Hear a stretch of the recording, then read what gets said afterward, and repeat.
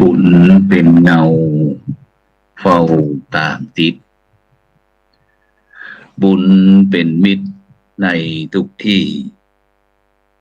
คอยช่วยเหลือเอื้ออารีห่างลาคีปลอดโผยภัยบุญพิทักษ์บุญรักษา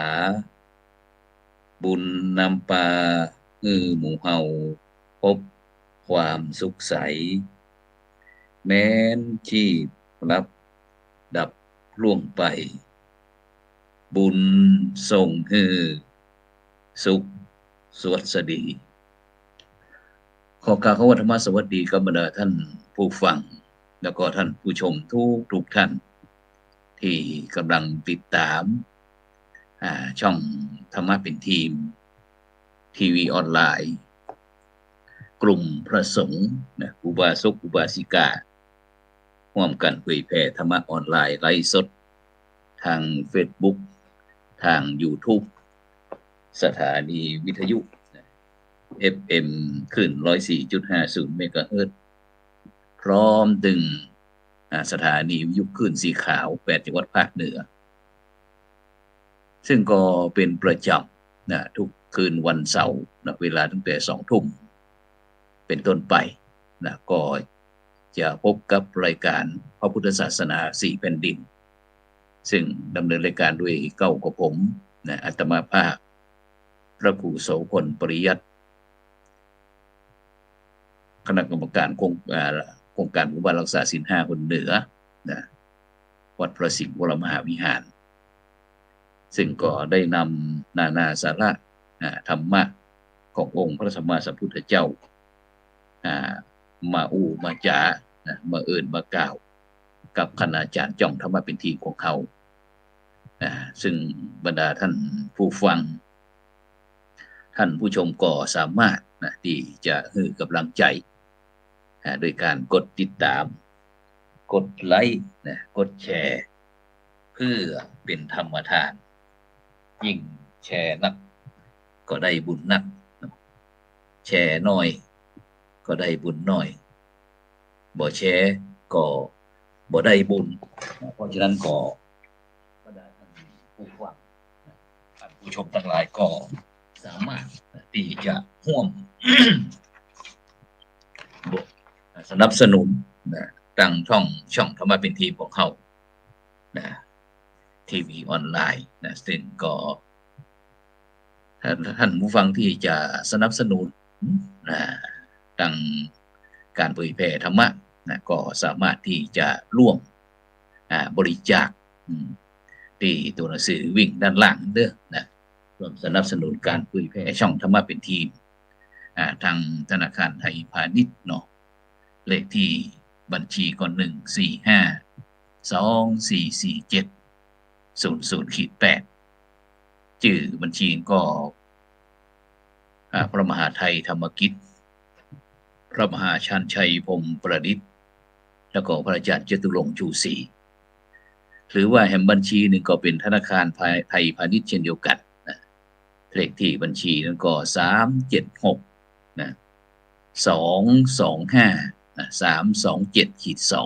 ชื่อบัญชีก็พระมหาดวงทิพย์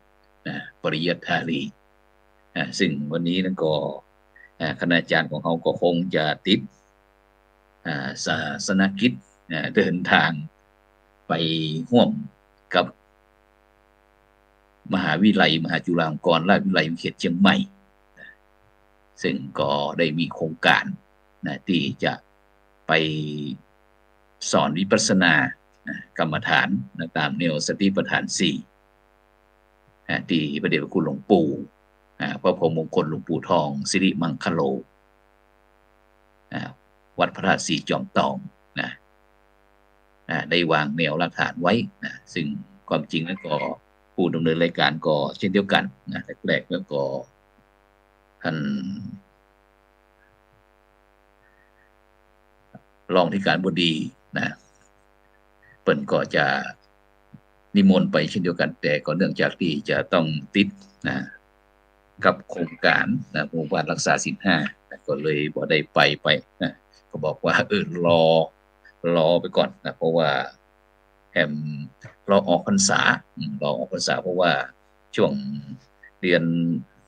สิงหากันยานี้นะผู้ดำเนินรายการเองก็จะบอกใครว่างเพราะว่าจะต้องลงพื้นที่นะตรวจเยี่ยมนะและติดตามการดำเนินงานโครงการสร้างความปรองดองสมานฉันท์โดยใจหลักธรรมทางพระพุทธศาสนาหมู่บ้านรักษาศีลห้าตามแผนยุทธศาสตร์ชาติ20 ปีนะประจำปีงบประมาณ2566คนเหนือของเฮาซึ่งก็ในฐานะที่เป็นเลขานุการนะคณะกรรมการโครงการหมู่บ้านรักษาศีลห้าตัวนะฉะนั้นก็ช่วงนี้ก็คงจะ เป็นเกี่ยวกับเรื่องหมู่บ้านรักษาศีลห้าแน่นอนเลยนะแต่วันนี้นะเป็นวันสำคัญแห่งวันหนึ่งนะที่ตั้งโครงการหมู่บ้านรักษาศีลห้า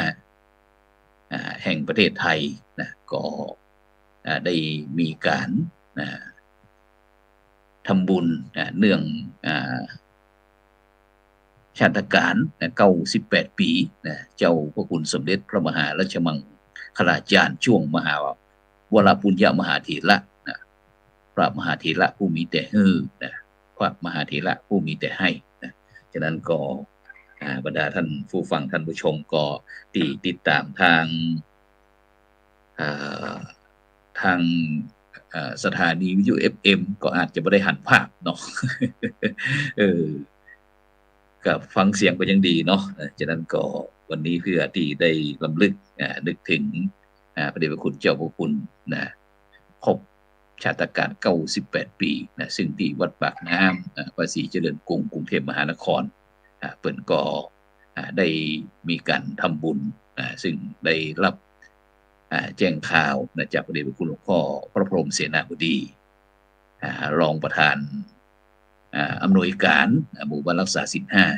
นะเปิ่นได้ในฐานะที่ว่าเป็นถือว่าเป็นหัวใจหลักเมื่อครั้งยุคแรกนะที่พระเดชพระคุณเจ้าพระคุณสมเด็จพระมหาราชมังคลาจารย์นั้นได้มอบหมายวางงานคือพระเดชพระคุณหลวงพ่อพระพรหมเสนาบดีนะเป็นกองทัพธรรมนะเป็นหัวเจาะนะที่มีตึงคณะสงฆ์นะคณะสงฆ์ตึงหนเหนือหนใต้หนกลางหนตะวันออกนะพร้อมถึงคณะกรรมการนะซึ่งหนเหนือเขานี่เขามีพระเดชคุณหลวงปู่พระพรหมมงคลปู่ทองสิริมังคโลนะเป็นประธานคณะกรรมการซึ่งก็มีคณะทำงานก็คือมีผู้ดำเนินรายการด้วยฉะนั้นก็อยากจะให้ได้ครบรอบวันที่26 สิงหาคมของทุกปีนั้นนะครบรอบของหลวงปู่เจ้าพระคุณสมเด็จพระมหาราชมังคลาจารย์นะพอ98 ปีนี่คือหลวงปู่แล้วนะตีเป็นตีเคารพตีหวังตีจะประชาชนคนไทยของเขาเนี่ยได้มีความสมานฉันท์มีปรองดองมีสมานฉันท์มีสามัคคีมีสันติสุขเพราะว่าบ้านเมืองของเขานี่ก็เสียโอกาสไปนักละนะฉะนั้นก็เขาก็มาฟังเพลงของเปิ้นสักหน่อยวันนี้ก็ต้องขออนุญาตครูสลาละนะ ขออนุญาตครูสลาเอาเพลงหลวงปู่มาฟังสักหน่อยหนึ่ง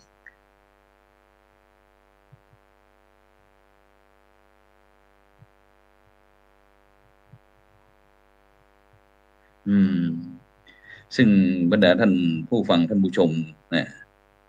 ทั้งหลายก็คงจะได้มีโอกาสเนาะซึ่งโดยเฉพาะนะปีนี้เราก็จะมีโอกาสไปร่วมโดยเฉพาะร่วมงานที่บ้านเพิ่นฮ้องกับบ้านหานแก้วบ้านหานแก้วอำเภอหางดงจังหวัดเชียงใหม่ของเราซึ่งปีนี้ก็เพิ่นรับคุณภาพฉะนั้นเราฟังเพลงนี้สักเพลงนึงเนาะ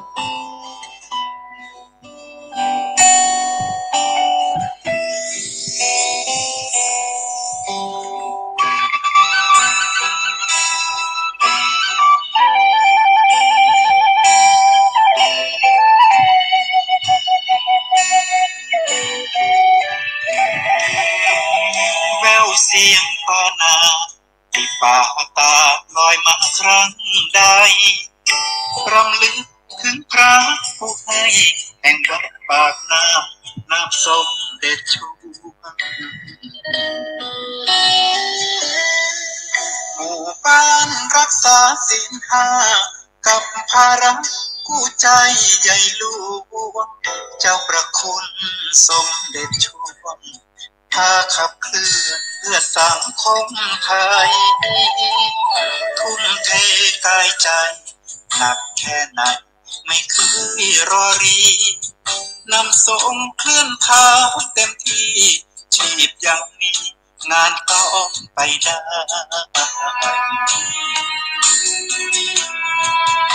วัคซีนที่ชื่อศีลห้าฉีดรักษาสังคมให้ไวจนงานลุล่วงไปได้ท่านจึงยอมละสังขารหยดน้ำตาสักการะจากสาธุสิทธิ์เทวานำพาสถิตณแดนนิพพานชั้นฟ้าสมเด็จช่วงวรปุญญมหาเถราพระผู้เป็นบิดาโครงการศีลห้าแห่งสังคมไทยแววเสียงปานาติปาตาลอยมาทุกทีคำสอนสมเด็จช่วงยันทีให้เสร็จเต็มที่และทำให้ได้เล่งคำสาธุในอกคิดถึงคำสอนเจ้าประคุณฝากไว้ศีลห้าคือวัคซีนใจรักษาได้คนละข้ออย่างดี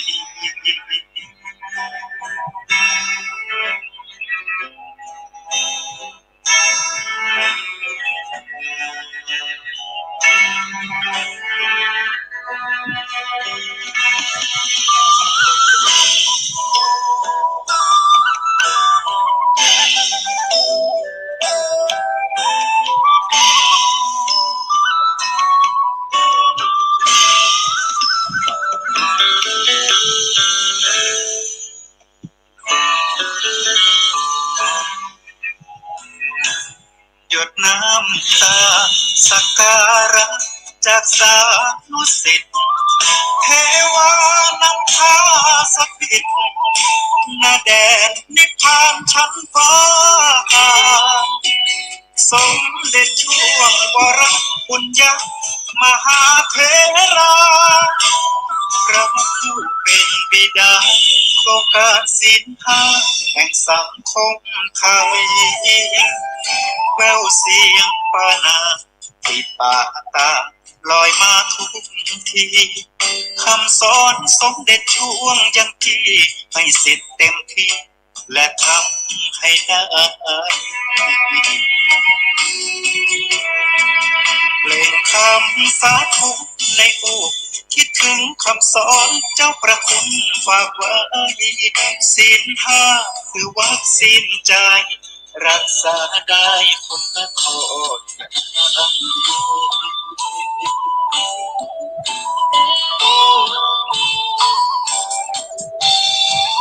ศีลห้าคือวัคซีนใจรักษาได้คนละข้ออย่างดี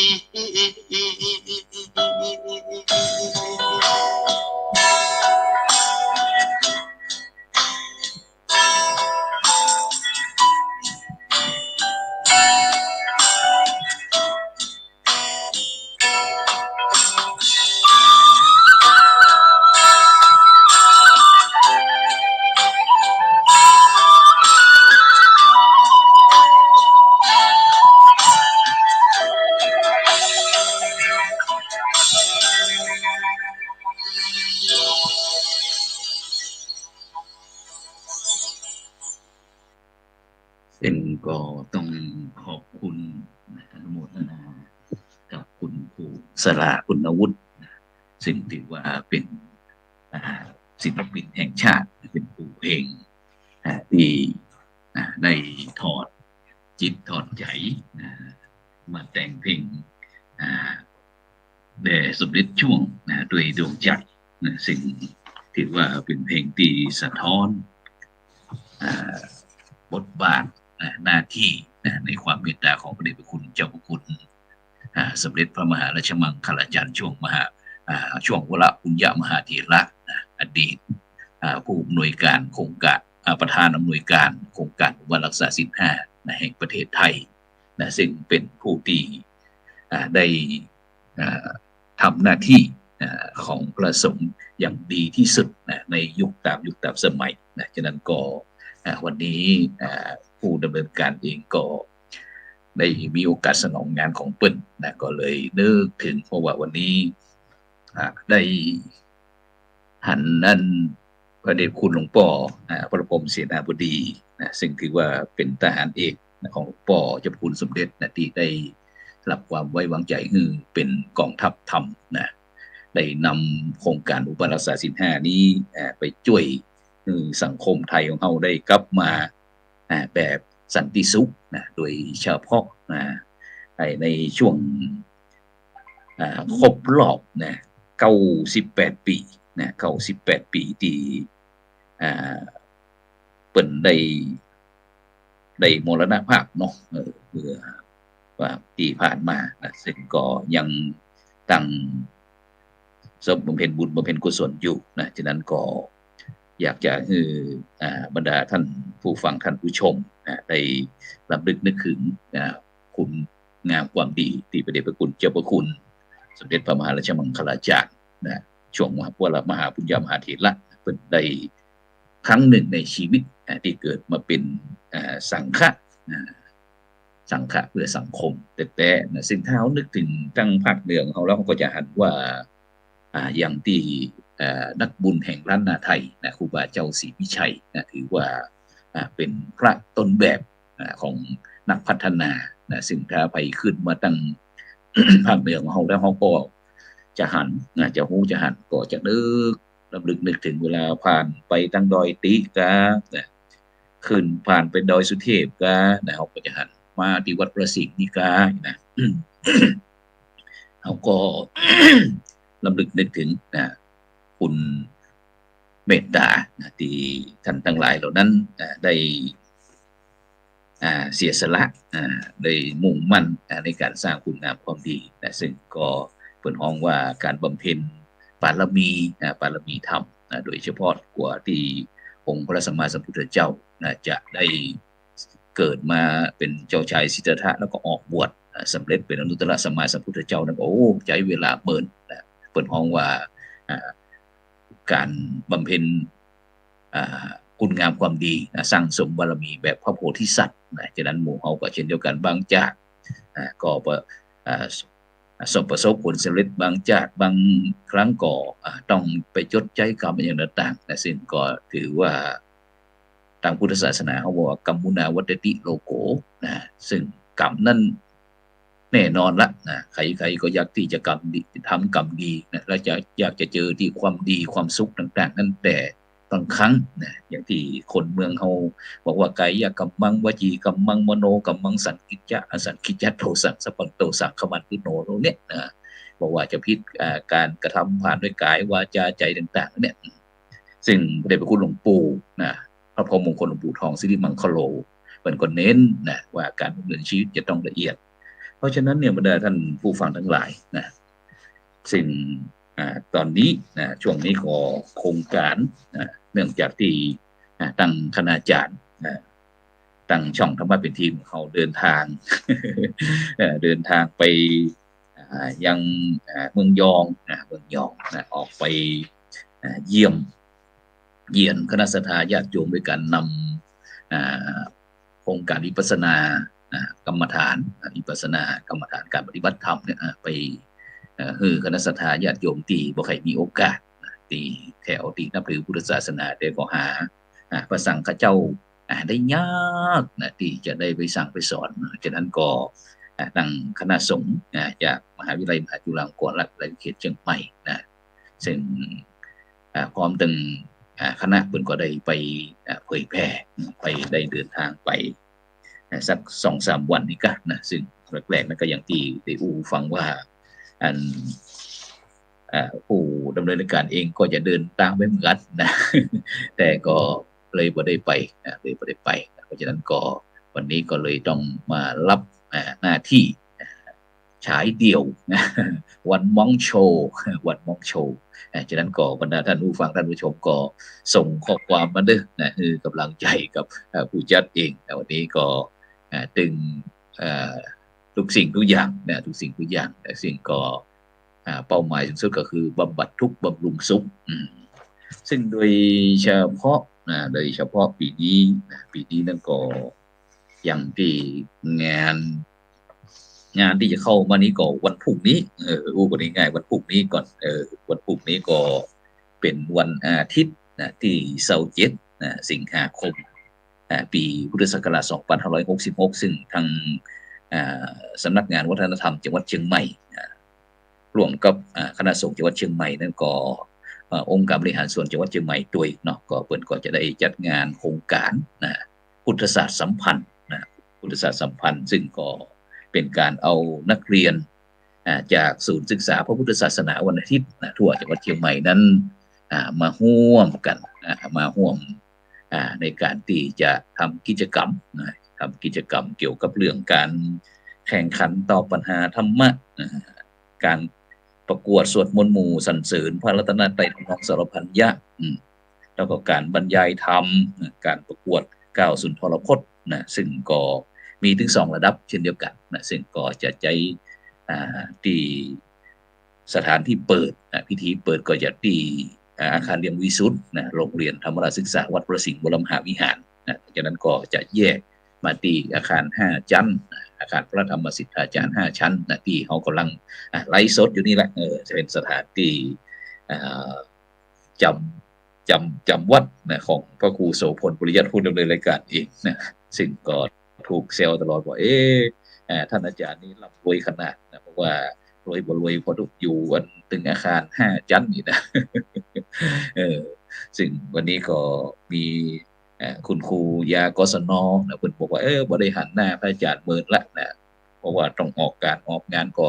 เลยมาถวายภัตตาหารเพลแล้วก็แรงคำมาก็ได้รับข่าวเศร้าซึ่งนั่นป่ออินหลงกับแม่ไอเพิ่นก็ได้สูญเสียลูกสาวเปิ้นซึ่งก็ได้รับข่าวแจ้งมาจากศิษยานุศิษย์ซึ่งก็ขอแสดงความเสียใจกับป่ออินหลงกับแม่ไอด้วยที่ต้องสูญเสียลูกสาวไปเนาะซึ่งก็ตั้งใจอยากจะไปเหมือนกันแต่เพิ่นก็จะมีการส่งสัญญาณต้านข่าวในวันจันทร์ซึ่งวันจันทร์นั้นก็ผู้ดำเนินรายการเองก็ต้องเดินทางไปที่บ้านไร่น้อยหมู่7ตำบลม่วงน้อยอำเภอปราสาทจังหวัดลำพูนแล้วก็จะไปที่วัดป่าตาลตำบลม่วงน้อยใกล้กันนะซึ่งก็จะเป็นสถานที่ตรวจเยี่ยมโครงการหมู่บ้านรักษาศีล5ซึ่งก็เป็นภาระหน้าที่ที่จะต้องเป็นผู้ดำเนินการตรวจเยี่ยมในเมตตาของพระเดชพระคุณหลวงพ่อประเทศรัตนานายกประธานคณะกรรมการ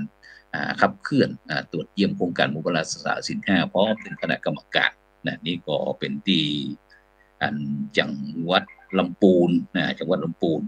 แต่ถ้ามาเชียงใหม่นี่บรรดาท่านผู้ฟังทั้งหลายปัดเท่างานใหญ่ขนาด ได้ประสานงานตึงหลวงพ่อพระครูอธรวิสุทธิคุณหลวงพ่อเจ้าคณะอำเภอหางดงถึงท่านเลขาท่านกิติเลขาหลวงพ่อเจ้าคณะอำเภอหางดงพร้อมถึงท่านมนเทียนครูคำมีผู้อำนวยการสำนักงานพุทธศาสนาจังหวัดเชียงใหม่ก็ประสานมาเพราะว่าปีนี้นั้นตั้งคณะสงฆ์จังหวัดเชียงใหม่ก็ได้รับความเมตตาจากพระเดชพระคุณเจ้าพระคุณสมเด็จพระมหาราชมงคลมุนีประธานอำนวยการเจ้าคณะใหญ่หนกลางเพิ่นก็กรรมการมหาเถรสมาคมเพิ่นก็เมตตาคณะสงฆ์จังหวัดเชียงใหม่ของเฮาพร้อมตึง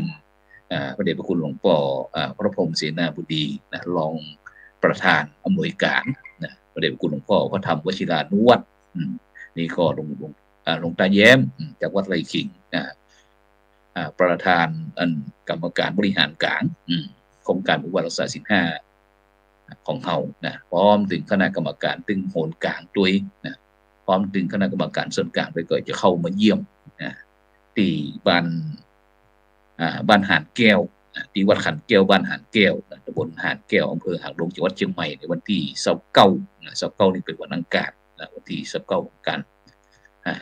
แล้วก็รอจากนั้นก็จะต้นบรรดาท่านผู้ฟังทั้งหลายไปที่บ้านเมลาหลวงบ้านสันติพัฒนาหมู่ที่7ตำบลเมลาหลวงอำเภอเมลาหลวงอำเภอเมลาน้อยจังหวัดแม่ฮ่องสอนนี่ก็อันที่สหธรรมท่านพระครูอนุสิทธิ์ธีรคุณท่านครูบาจีซึ่งก็ปีนี้เป็นเจ้าภาพคณะสงฆ์อำเภอเมลาน้อยเป็นเจ้าภาพในการตรวจเยี่ยมโครงการหมู่บ้านรักษาศีล 5ของคณะสงฆ์จังหวัดแม่ฮ่องสอนหลังจากนั้นปุ่นไปถึงเดือนกันยาซึ่งก็ท่านอาจารย์ดร.วิสิทธิ์กิตาวิสิทธิ์โทจากคณาจารย์จากมจร.วิทยาเขตเชียงใหม่ซึ่งวันนี้ก็ความจริงเนี่ยผู้ดำเนินการก็ต้องเข้าพบปะกับคณาจารย์เหมือนกันแต่ติดเรื่องการดำเนินการเกี่ยวกับเรื่องกำหนดการของหมู่บ้านรักษาศีล 5พ้องแล้วก็เตรียมเอกสารต่างๆก็เลยต้องเตรียมสถานที่ด้วยเตรียมจัดงานพุทธศาสตร์สัมพันธ์ในวันพรุ่งนี้ฉะนั้นก็ต้องขอสุมาอภัยคณะครูบาอาจารย์ด้วยเปิดเทอมวันนี้ยังไม่ได้พบปะกับเพื่อนดิสิตเนี่ยเพราะว่าเป็นลงปอเอกของเปิ้นไว้ไปลงปอเอกเปิ้นไว้ในคณะของปรัชญาฉะนั้นก็ต้องขอบคุณอนุโมทนาทุกกำลังใจเด้อนะเพราะว่าเพียงการเหนื่อยกายในบ่มีปัญหาเพียงนอนรับพักผ่อนก็หายละฉะนั้นบรรดาท่านผู้ฟังทั้งหลายโดยเฉพาะเรื่องเอามาเนาะวันนี้บ่มีคู่ด้วยต้องคนเดียวละฉะนั้นก็บรรดาท่านผู้ฟังท่านผู้ชมก็เป็นกำลังใจด้วยเด้อเพราะว่าอย่างวันก่อนนี่ก็มีโอกาสได้จัดรายการนั้นหมู่บ้านรักษาศีล 5ต้นแบบก็มีคณะกรรมการบ้านพัดหลวงหมู่ที่5ตำบลพัดหลวงอำเภอสุขเบญจังหวัดแปะนี่ก็มาออกรายการของเราซึ่งบรรดาท่านผู้ฟังท่านผู้ชมก็บอกของดีหมู่บ้านรักษาศีล 5นักขนาดนักบรรดาท่านผู้ฟังทั้งหลายฉะนั้นก็ใครที่อยากจะร่วมในงานตรวจเยี่ยมโครงการหมู่บ้านรักษาศีล 5อยากได้ก็เรียนเชิญเจริญพรนี่ก็ข่าวแล้วนี่ก็จากที่อำเภอสารปีนี่ก็ท่านอาจารย์พระครูสาธรกิจโกศลเป็นได้จัดกิจกรรมการรถด่วนในการแสดงวัฒนธรรมเทศนาของว่าถ้าเป็นปัจจุบันนี้ก็หน่วยอบรมประชาชนประจำตำบลหรือว่ากลุ่มหนุ่มสาวอย่างนั้นประมาณนี้สมัยก่อนเพิ่นออกจากห้องกลุ่มหนุ่มสาวแต่ในปัจจุบันนี้ก็อาจจะเป็นหน่วยอบรมประชาชนประจำตำบลตั้งบ้านเมืองนี่ปีอบต.องค์การบริหารส่วนตำบลแต่ของคณะสงฆ์เขาปต.หน่วยอบรมประชาชนประจำตำบลฉะนั้นก็วันพรุ่งนี้ก็เช่นเดียวกันวันพรุ่งนี้ก็ทางคณะสงฆ์ภาค7หลวงพ่อเจ้าคณะจังหวัดรองเจ้าคณะจังหวัดพระเลขาหลวงพ่อเจ้าคณะอำเภอรองเจ้าคณะอำเภอพร้อมถึงพระเลขาก็จะได้มาประชุมกันในช่วงบ่ายโมงที่ศูนย์หน่วยอบรมประชาชนประจำตำบลคณะสงฆ์ภาค7ที่วัดดอยสัปปัญญูตำบลดอนเปาอำเภอแม่วางจังหวัดเชียงใหม่ฉะนั้นบรรดาท่านผู้ฟังทั้งหลายในช่วงนี้ก็ช่วงเทศกาลเข้าพรรษาเนาะซึ่งก็แต่คณะสงฆ์แต่ละวัดแต่ละตำบลแต่ละอำเภอต่างๆนี่ก็จะมีกิจกรรมในการที่มีตึงการอบรมมีตึงเทศแล้วก็มีตึงปฏิบัติธรรมฉะนั้นก็ในช่วงเทศกาลเข้าพรรษานี่ก็อยากจะเชิญชวนบรรดาท่านผู้ฟังแม้แต่ฟังรายการของตั้งช่องธรรมะเป็นทีมเฮาก็ตามก็สามารถที่จะปฏิบัติได้ฉะนั้นก็นั่งไปด้วยก็ได้นั่งไปฟังไปได้ยินหนอได้ยินหนอนะถ้ามันเสียงดังก่อนได้เสียงดังหนอเสียงดังหนออีกนะ ฉะนั้นก็แล้วก็นอกจากที่จะมีงานหน่วยอบรมเป็นห้องว่าการพัฒนาคุณภาพชีวิตต้องคณะสงฆ์ของอำเภอสารปีพร้อมถึงคณะสงฆ์แล้วก็โดยเฉพาะแต่เจ้านี้ซึ่งพระเดชพระคุณหลวงพ่อบอกว่าพระพรหมเสนาบดีบอกว่าได้มีโอกาสไปร่วมเจริญธรรมจักรกับวัฒนสูตรของชาติการนั้นก็ในนามคณะสงฆ์หมู่บ้านรักษาศีล 5คนเนี่ยก็กราบขอบพระคุณอนุโมทนาอุทิศส่วนบุญส่วนกุศลถวายแก่พระเดชพระคุณหลวงปู่เจ้าพระคุณสมเด็จของอยู่ในสวรรค์จันทร์ฟ้านิพพานเป็นกำลังใจอย่างที่คณะกรรมการเขาเกิดความทุกข์ขึ้นมาเขาก็นึกถึงบอกว่าเป็นหลวงพ่อเจ้าคุณสมเด็จมหาราชมังคลาจารย์หลวงปู่พระพรหมมงคลหลวงปู่ทองสิริมังคโลซึ่งบรรดาท่านผู้ฟังทั้งหลายซึ่งบรรยากาศเขาเคยกันสนองงานหลวงปู่พระพรหมมงคลเวลาเขาเหนื่อยเขาอิดเขาท้อแท้ยามใดเนี่ยเขาก็จะนึกถึงหลวงปู่เพราะว่าเขาจะหันว่าหลวงปู่ตอนนั้นหลวงปู่ทองใน97 ปีหลวงปู่ชั้นบนรถนอนบนรถนั่งบนรถเวลาที่ผู้ดำเนินการเองก็จะมักจะเปิดประตูหลวงปู่ไปเซลหลวงปู่ไปกราบหลวงปู่หลวงปู่ก็เมตตาดีขยันมันเป็นความหวังของคณะสงฆ์ช่วยกันนี่นะซึ่งเขาเรียกว่าโอ้แม้แต่หลวงปู่90 ปีเขานี่อายุบ่ได้บ่กี่10 ปีทำงานวันนี้เหน็ดเหนื่อยอ่อนบ่ได้พอหลวงปู่ลูก90 ปีนั่งไปถึงสัปดาห์16จังหวัดฉะนั้นก็ได้รับการมอบหมายต่อสืบไม้ต่อก็หลวงพ่อพระเทพรัตนานายกนี่ก็ได้ครับทุกสิ่งทุกอย่างซึ่งโดยเฉพาะปีนี้โครงการหมู่บ้านรักษาศีล 5คนเดียวของเขาโดยการนำของพระเดชคุณหลวงพ่อพระเทพรัตนานายกก็ได้มีการมอบงัว2 ตัวกับหมู่บ้านรักษาศีล 5ซึ่งก็มีสมณสถาพระครูบัณฑิตธรรมพรรองเจ้าคณะอำเภอแม่ริมวัดพระนอนขอนตาลซึ่งเป็นก็ได้มีโครงการไทยชีวิตโคกระบือก็แล้วเอาไปบริจาคหมู่บ้านรักษาศีล 5แห่งกำ1แห่งตอด1ซึ่งก็ถือว่าสุดยอดซึ่งโดยเฉพาะปีนี้คณะกรรมการของเราหมู่บ้านรักษาศีล 5นี่ก็มีพระมหาเถระเป็นจำนวนมากบอกว่าจะเป็นพระเดชคุณหลวงพ่อพระเทพสิงหวราจารย์ด็อกเตอร์นี่ก็ได้รับการพระบัญชาแต่งตั้งเป็นรองประธานคณะกรรมการขับเคลื่อนโครงการหมู่บ้านรักษาศีล 5คนเหนือหลวงพ่อเจ้าอาวาสวัดพระสิงห์ของเขาแล้วก็ท่านอาจารย์เจ้าคุณพระศรีศิลปาจารย์นี่ก็วัดพระราชสีจำตองก็ได้รับพระบัญชาแต่งตั้งเป็นรองประธานคณะกรรมการนอกจากนั้นก็ยังมีท่านอาจารย์เจ้าคุณพระอุดมบัณฑิตนี่ก็ปรริญญาธรรม9 ประโยคคนเจียงไฮ้ประโยค9หรือว่า9 ประโยครองเจ้าคณะภาค6นี่ก็ว่าธรรมดาด็อกเตอร์เช่นเดียวกันแล้วก็หลวงพ่อพระสมุนศาสนกิจหลวงพ่อเจ้าคณะจังหวัดแม่ฮ่องสอนกับหลวงพ่อพระพุทธญาณมุนีหลวงพ่อเจ้าคณะจังหวัดเชียงรายแล้วก็หลวงพ่อเจ้าคุณพระวินัยสาธรทั้ง3 รูปนี้เป็นก็จะเป็นในด้านผู้ที่จะไปเดินทางไปสอบถามเกี่ยวกับอุบาสกอุบาสิกาที่ได้พากันเข้าวัดปฏิบัติธรรมกันเพราะว่าปีนี้นั้นโครงการวัดรักษาศีล 5ก็ต่อยอดเน้นเกี่ยวกับเรื่องสำนักปฏิบัติธรรมสำนักปฏิบัติธรรมก็คือสำนักปฏิบัติธรรมนี่ก็คงจะต้องมีพระวิปัสสนาจารย์ที่ผู้ดำเนินรายการไปอบรมที่วัดพระธาตุสีจอมทองรอบที่2คือเรื่องการทวนญาณ90 วันแล้วก็หลวงพ่อถึง3 รูปนี่เป็นม่วนเป็นว่านะซึ่งวันนี้เขาก็เอาภาพในการปฏิบัติงานมาให้กับบรรดาท่านผู้ฟังท่านผู้ชมที่ดูทีวีออนไลน์ได้หัน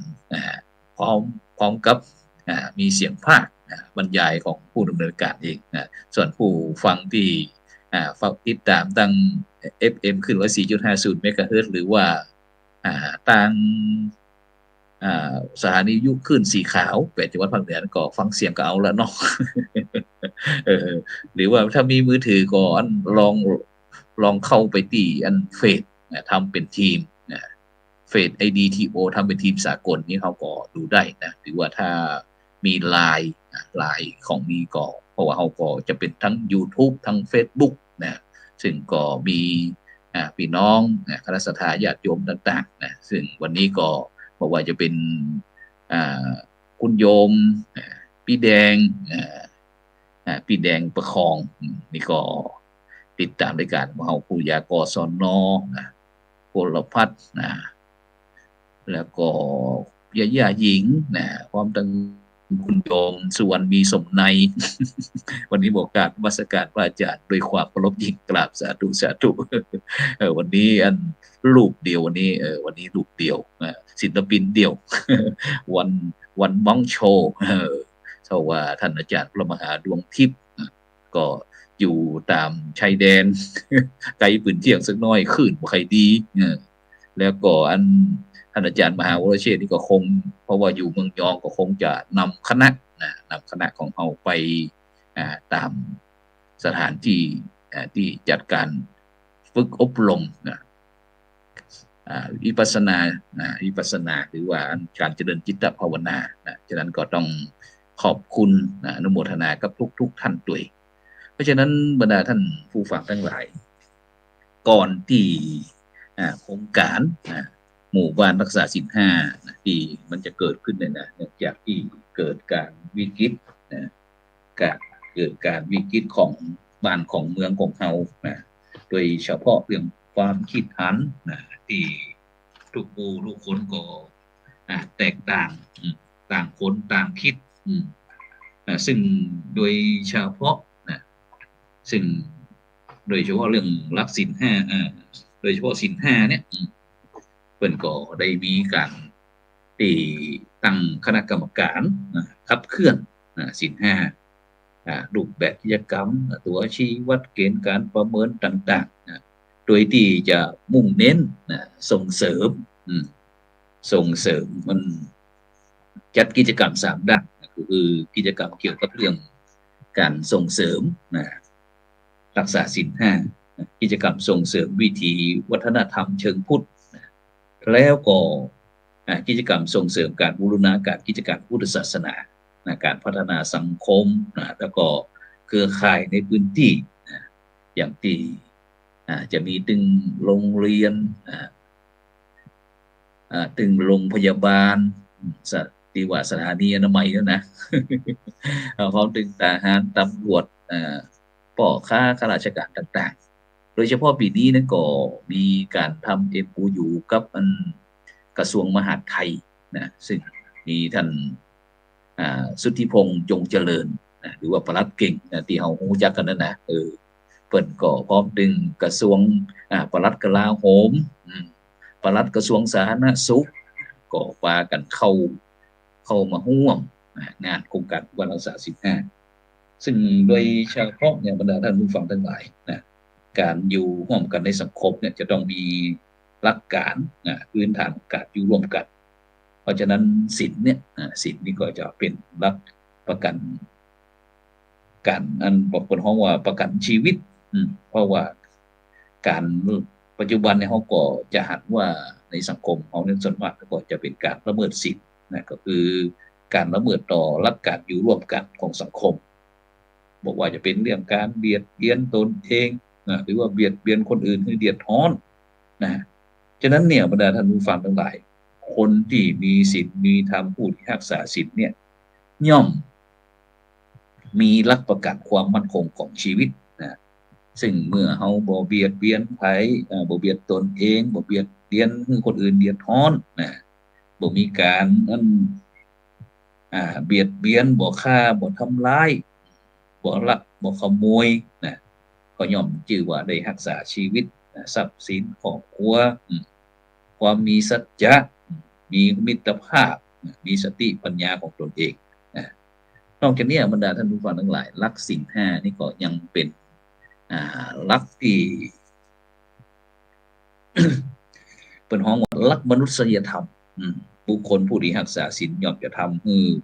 ความเป็นมนุษย์เนี่ยมีความสมบูรณ์นักยิ่งขึ้นเนื่องจากว่าการมีเจตนาหรือว่าความตั้งใจที่จะงดเว้นจากการประพฤติที่บ่ดีบ่งามบอกว่าจะเป็นตั้งกายทุจริตวจีทุจริตมโนทุจริต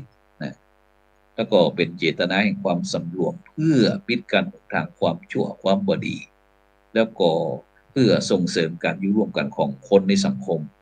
การส่งเสริมวิถีวัฒนธรรมเชิงพุทธซึ่งโดยเฉพาะอย่างที่กระทรวงวัฒนธรรมอย่างต่างๆเนี่ยบรรดาท่านผู้ฟังหลายๆนะฉะนั้นก็ในฐานะที่เราเป็นเจ้าพุทธเราก็จะต้องเข้าใจนะโดยเฉพาะเรื่องภายในครอบครัวอีกนะในการที่เราจะส่งเสริมพัฒนาคุณภาพชีวิตในครอบครัวเพราะว่าศีลข้อที่หนึ่งนี่เป็นเพราะว่าเป็นหลักประกันของชีวิตศีลข้อที่สองนี้เป็นหลักประกันทรัพย์สินทรัพย์สินเงินทองศีลข้อที่สามนี้เป็นหลักประกันกับครอบครัวของครอบครัวศีลข้อที่สี่นี่ก็เป็นหลักประกันของสัจจะแล้วก็มิตรภาพในสังคมการเป็นเพื่อนพ้องน้องพี่อย่างต่างๆเหล่านี้ส่วนศีลข้อที่ห้านี่ก็จะเป็นหลักประกันสุขภาพเรื่องสุขภาพแล้วก็สติปัญญาเพราะว่าข้อที่ห้าเป็นข้อว่าสุราเมรยมัชฌะนี่นะเนี่ยสุราพอเมื่อเราได้ดื่มได้กินแล้วมันก็อาจจะลืมหน้าลืมหลังพะวงหน้าพะวงหลังฉะนั้นก็ตรงนี้เขาก็ได้นำภาพของหมู่บ้านรักษาศีลห้ามากับบรรดาท่านผู้ฟังท่านผู้ชมได้ดูกันซึ่งโดยเฉพาะมีการที่เขาจะมีการ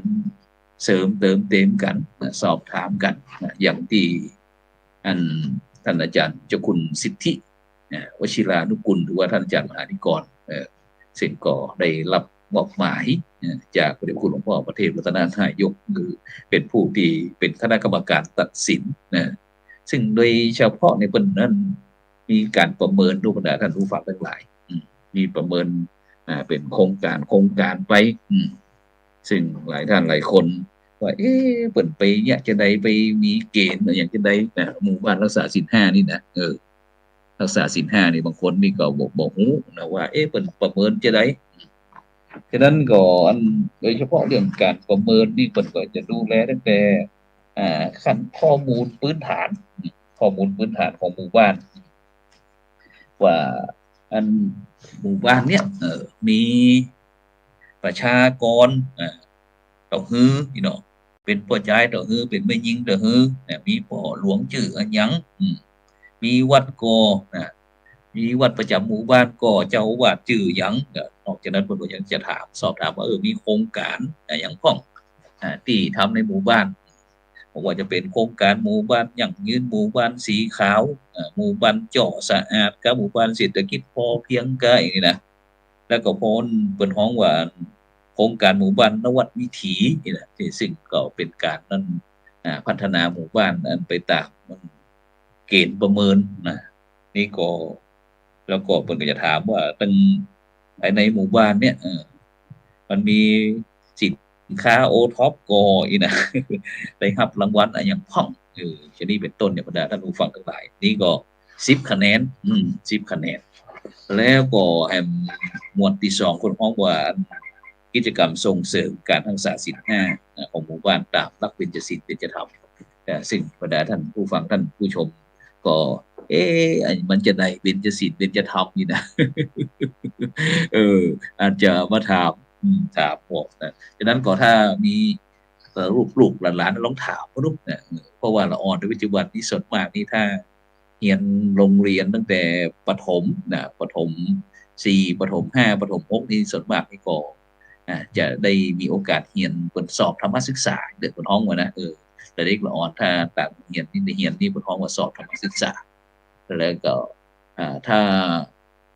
จบ ธรรมศึกษาชั้นตรีเนี่ยชั้นโทชั้นเอกคุณเนอร์เนี่ยถ้าเป็นพระเนรนี่เป็นห้องว่านักธรรมนักธรรมแต่ถ้าเป็นเจ้าบ้านเป็นห้องว่าธรรมศึกษาแล้วก็มีแผนกแบบบาลีบาลีแต่ถ้าเป็นเจ้าบ้านนี่เป็นห้องว่าบาลีศึกษาฉะนั้นปัจจุบันนี่เด็กละอ่อนเขานี่วันก่อนไม่ได้มีโอกาสไปที่โรงเรียนวัฒโนไทยพยัพซึ่งเป็นโรงเรียนศิลป์5ซึ่งในที่ผู้ดำเนินการเองได้มีโอกาสได้เข้าไปทำงานร่วม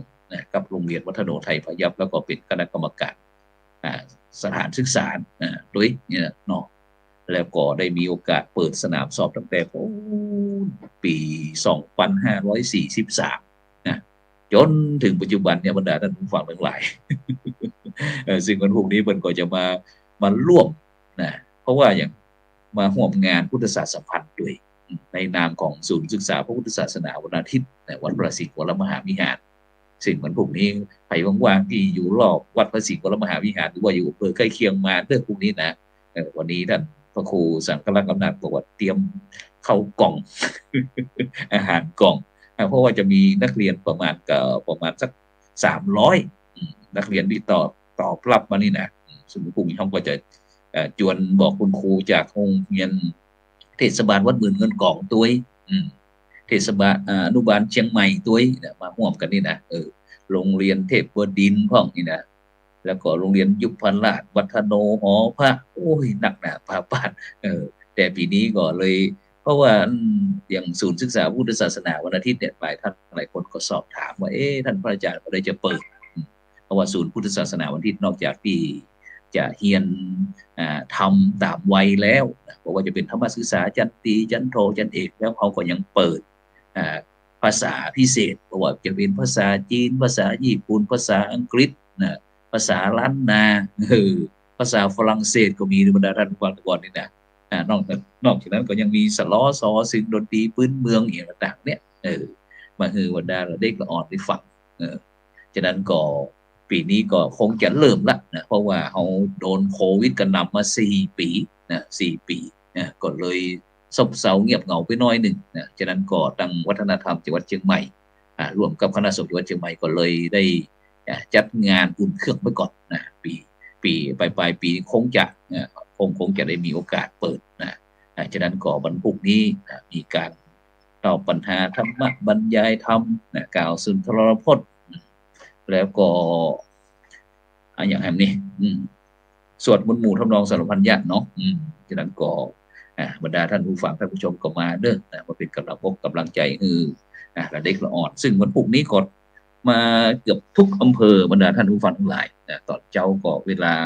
สัก8 โมงเช้า8 โมงเช้านี่ก็เริ่มลงทะเบียนแล้วนะเริ่มลงทะเบียนแล้วก็หลังจากที่เปิดแล้วก็จะเริ่มทำการแข่งขันก็เวลาประมาณสัก3 โมงนี่คงจะจบละส่วนผู้ดำเนินการนี่ก็คงจะในห่วงพิธีเปิดเสร็จเรียบร้อยก็ต้องเดินทางไปที่อำเภอแม่วางเพื่อที่จะร่วมประชุมเกี่ยวกับเรื่องหน่วยอบรมประชาชนประจำตำบลคณะสงฆ์ภาค7นะซึ่งก็ทางคณะสงฆ์ภาค7นี่ก็จะรับเป็นเจ้าภาพวนเวียนมาหมดนะสัง4คนเหนือของเขานี่มันมีตั้งแต่ภาค4ภาค5ภาค6ภาค4พุ่นตั้งแต่นครสวรรค์กำแพงเพชรนครสวรรค์กำแพงเพชรเพชรบูรณ์พิจิตร4 จังหวัดด้วยกันในภาค4ภาค5นี่ก็ตั้งแต่ตากพิษณุโลกสุโขทัยอุตรดิตถ์นี่4 จังหวัดเช่นเดียวกันภาค5ภาค6นี่ก็จะเป็นตั้งแต่เมืองน่านเมืองแพร่ลำปางพะเยาเชียงราย5 จังหวัดส่วนภาค7นี่ก็จะเป็นเชียงใหม่ลำพูนแม่ฮ่องสอนเนี่ยฉะนั้นก็จะวนกันทั้ง4 ภาคนี้วนเป็นเจ้าภาพในการจัดงานหน่วยอบรมประชาชนประจำตำบลทีนี้ปีนี้ก็วนครบรอบมาถึงคณะสงฆ์ภาค7ซึ่งพระเดชพระคุณหลวงพ่อพระพรหมเสนาบดีกรรมการมหาเถรสมาคมเจ้าคณะภาค7ก็เลยห้องประชุมเจ้าคณะจังหวัดรองเจ้าคณะจังหวัดพระเลขาเจ้าคณะอำเภอทุกอำเภอถึง3 จังหวัดนี่นะแล้วก็พระเลขาห่วงประชุมกันวันพรุ่งนี้เพื่อที่จะวางแผน แจกงานกันในการที่จะร่วมเป็นเจ้าภาพของคณะสงฆ์16จังหวัดเนี่ยจะมาจัดที่จังหวัดเชียงใหม่ของเฮา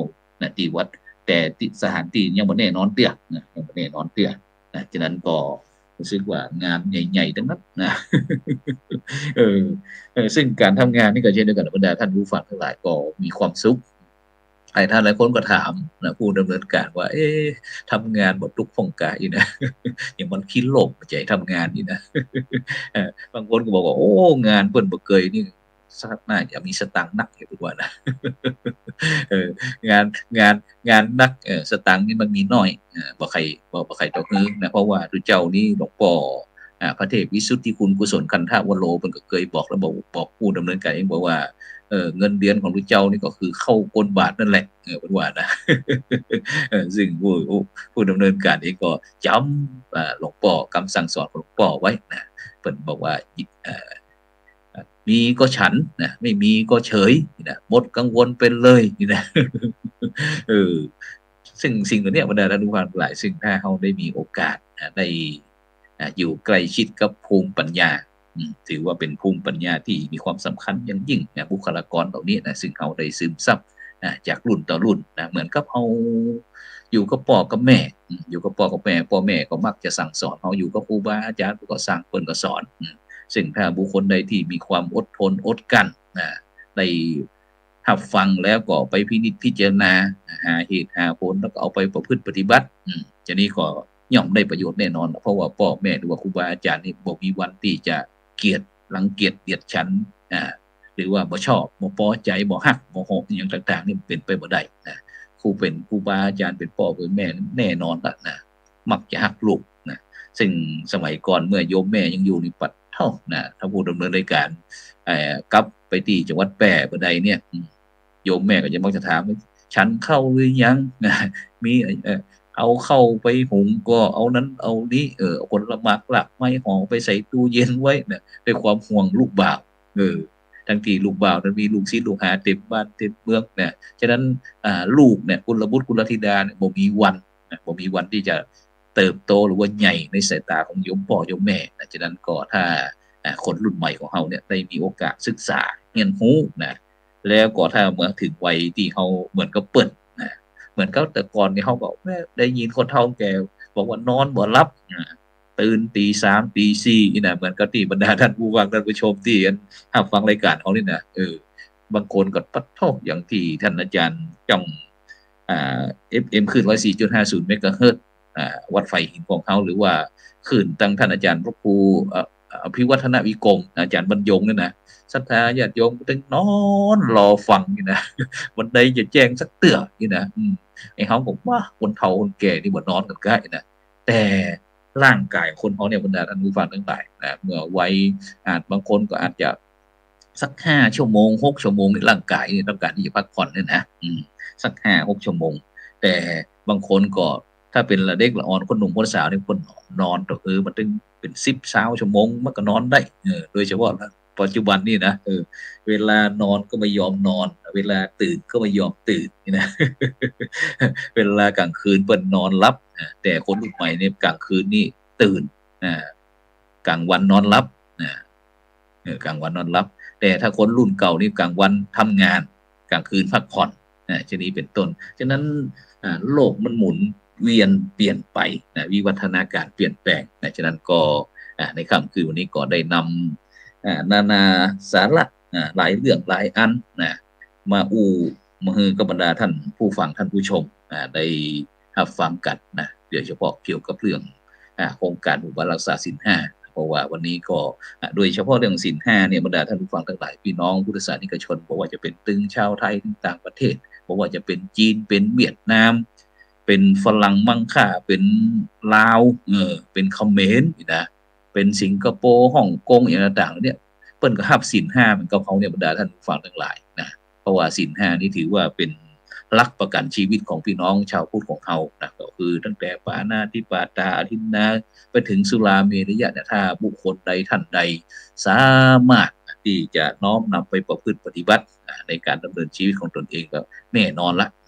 บุคคลนั้นย่อมมีหลักประกันชีวิตฉะนั้นก็ อย่าลืมเด้อนะตลอดพรรษานี้พากันเข้าวัดปฏิบัติธรรมกันนะแล้วก็มาฟังรายการนะตั้งช่องธรรมะเป็นทีมของเราซึ่งตอนประวัติตะวานี่ก็พระเดชคุณหลวงพ่อพระเทพสิงหาวราจารย์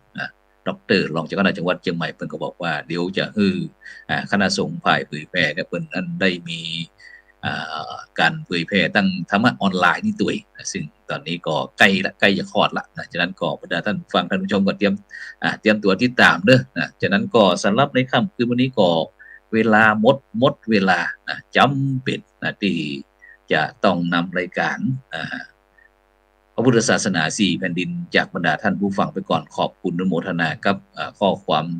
ตั้งอินบ็อกซ์ทุกท่านนะที่ได้ให้กำลังใจนะฉะนั้นก็วันพรุ่งนี้ก็เดี๋ยวเขาก็มาพบกับรายการเห็นธรรมเห็นเราเห็นธรรมพรุ่งนี้ก็คงจะได้พบกับหลวงพ่อ